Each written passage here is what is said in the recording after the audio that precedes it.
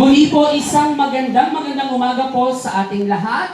At para mas maramdaman pa po natin ang ganda ng umagang ito, maaari po ba akong makahingi ng isang malakas na palakpakan dyan? Maraming salamat po.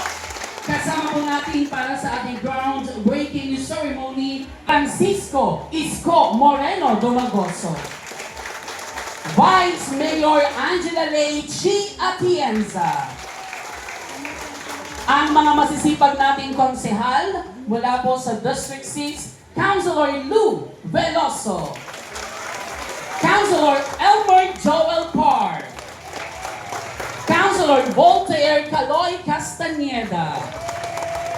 Kapiling rin po natin Dr. Grace H. Padilla, our City Health Officer. Engineer Armando L. Andres, our City Engineer. Mga department heads at kawani ng Manila City Hall. Dr. Gladys Desiderio, Beata Health Center Physician in Charge. Mga staff, employees, and volunteers of Beata Health Center. Kasama rin po natin ang Zone 91 Barangay Officials. Kasama po natin from Barangay 833, Zone Chairman Emilia Enriquez. From Barangay 834, Chairman Rose Ann Alstor. 835, Chairman Renita Curameng. 836, Chairman James Del Rosario. 837, Dennis Laurenta. 838, Laurenta. 839, Chairman Edgardo Liagan. And Barangay 840, Eduardo Angel Espinola. Kasama po ang inyong mga kagawad, secretary, treasurer, SP chairman, SK Kagawad, Lupon at EXO, 10 ng inyong mga barangay tanod, at sa ating mga senior citizen at residenteng nasasakupan ng Zone 91 muli, maraming salamat po sa inyong lahat.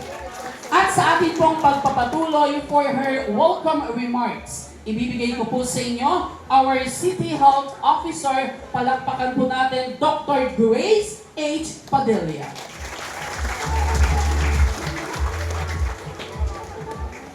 Sa ating pong kagalang-galang na Mayor Isko Moreno Domagoso, sa ating pong Vice Mayor Angela Lei Atienza, sa ating pong mga kagalang-galang na councilors, sa ating pong mga barangay chairmans, kagawad, sa aking pong mga kasamahan sa Manila Health Department,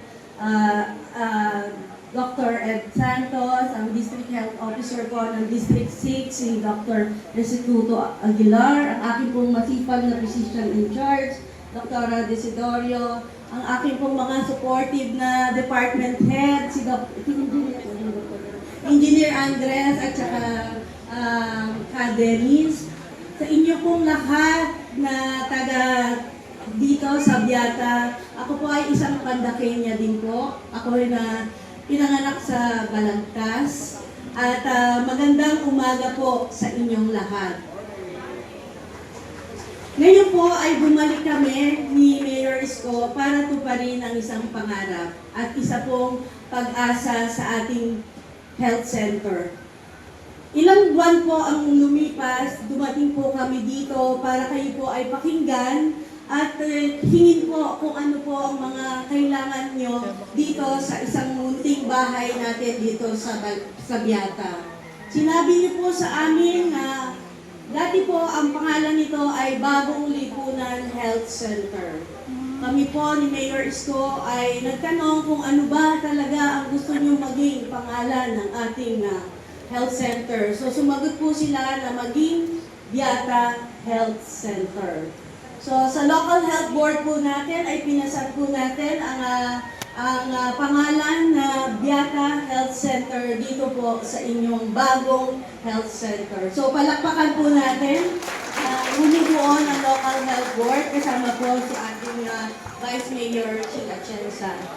Kasama po noon ay nagbigay po ng magandang perspective ang ating architect engineers para po maging state-of-the-art ang ating health center at hindi lang po yun.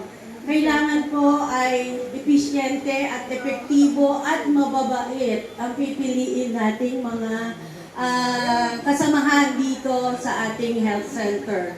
So natutuwa po ako sa araw na to dahil ngayon po ay magsisimula ang ating pagpagawa ng ating health center, kung kaya minamadali na rin po natin ang pagbubukas ng isa pong health center na malapit sa atin, ang Isidro Mendoza Health Center. So, pansamantala, doon po muna tayo, magpasensyahan nyo na po at mamadaliin po natin ang ating health center. So muli po, magandang umaga po. Salamat po sa warm welcome nyo sa amin at mag-iingat po tayo lahat. Thank you.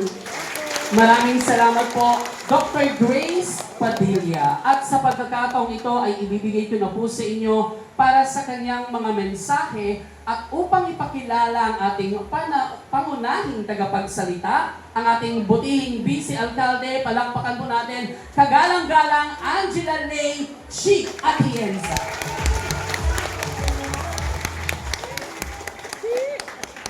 Magandang umaga sa inyo lahat. Kamusta po kayo? Sigurado ako na maganda ang umaga ninyo dahil sa balitang ito ngayon. Tama ba ako?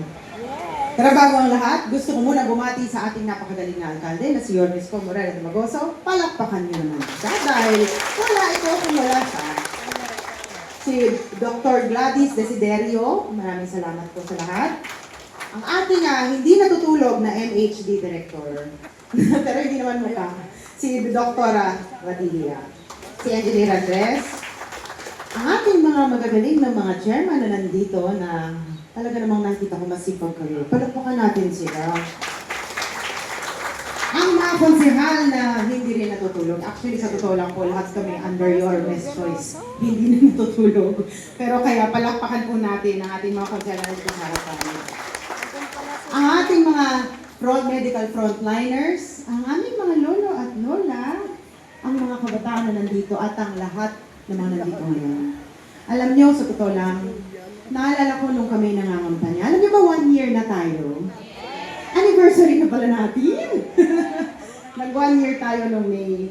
Pero alam nyo naman po na pagpasok namin ni Yorme dito, ang dami pong problema kinaharap ng administrasyon to. Pero nakita nyo, na kahit na anong mga hadlang, ang dami pa rin niyang nagawa sa isang taon. Tama ba ako? Lakasan niyo!